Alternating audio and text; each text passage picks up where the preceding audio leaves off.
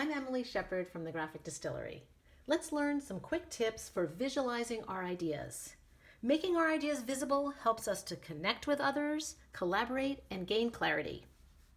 First, we'll learn how to draw super simple people, then we'll move on to drawing processes and flows, and then we'll talk about color. Working visually is really more like the game of Pictionary than it is like Picasso. You don't have to be an artist. You just need to have the intent to learn how to use some very basic shapes and symbols to get your ideas across to other people.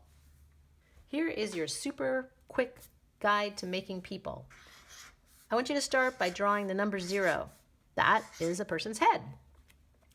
Then make a box. That's a person's body. Another type of body shape can be this one, an arch. And yet a third body shape can be 2 lines followed by a greater than sign and a less than sign. That's your hourglass person. And finally, just make a squiggle. That works too. For your legs, straight lines are awesome. Straight on down, straight down like so. If you feel kicky, add a kick. For the arms, straight lines come on out. You can draw lines that go, again, like the greater thans to go arms on hips. You can do one of each, like so, and like so. Finally, if you want to, add the ground they stand on. Now that you've got your standing people, it's helpful to know how to put them at a table. The secret here is draw an ellipse. Let's try a big one. Boom. Next, let's put some heads around the table, our zeros. Choose one body type. I'm going to choose this arch shape. And then what's cool is you can even add your arms. Better yet, let your people talk. We want to know what they're thinking. Write the words first.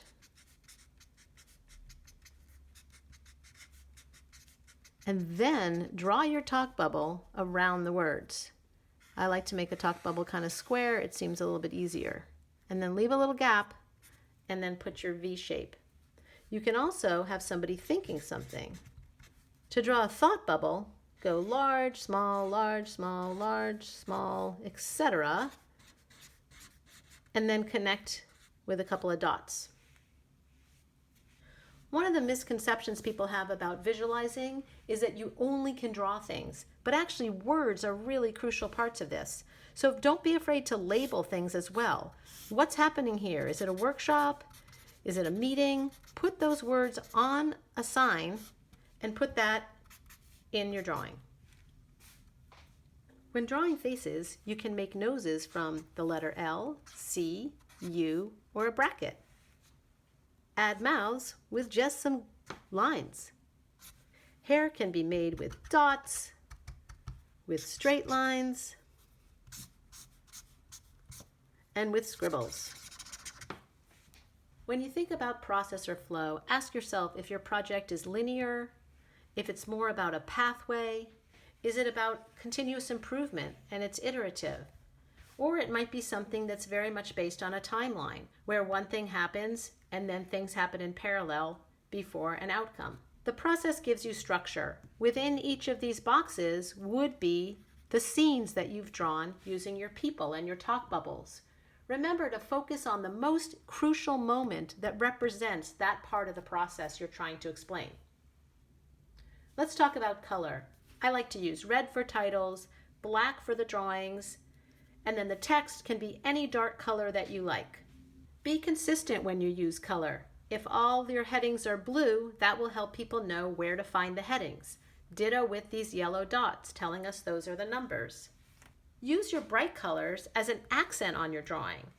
You can use them for bullets, you can use them for underlines, for borders, for arrows, etc.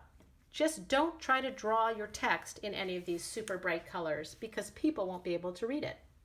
You can also use color to highlight differences. In this case, these 4 reports are in different formats, and I've emphasized that by making them 4 different colors. Go for it. Practice what you've learned, iterate some design ideas and process flows, and then create your final. Have fun.